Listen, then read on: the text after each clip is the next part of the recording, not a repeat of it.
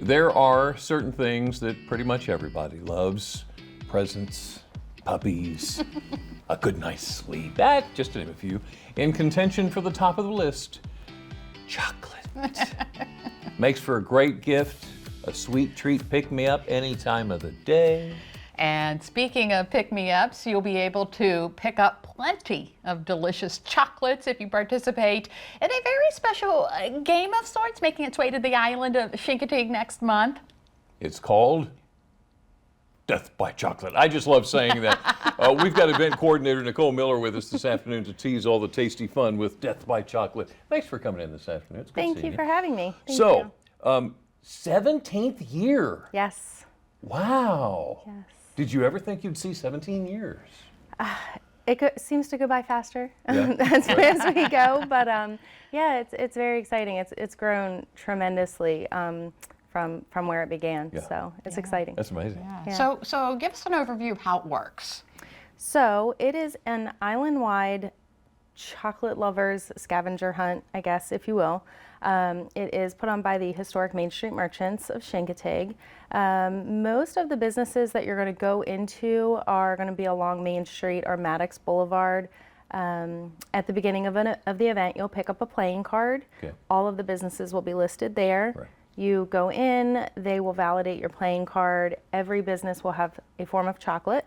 You will see everything from truffles to chocolate drinks to, I mean, you name it, they have it. Over the years, the businesses have really gotten into a little bit of like friendly competition, I guess, as to stepping up their game as to what they're providing for the chocolate or what they're doing when the players come in. So it's a lot of fun. So I take it the businesses are getting a good reaction out of Death by Chocolate.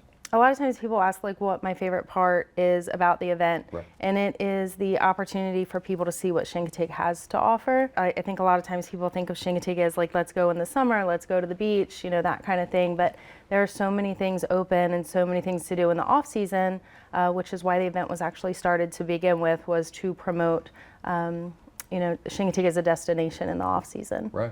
All right, so obviously you've been to it several times. What's your favorite part? My favorite part is just definitely hearing people when they come to the finish line talk about the things that they didn't know were here.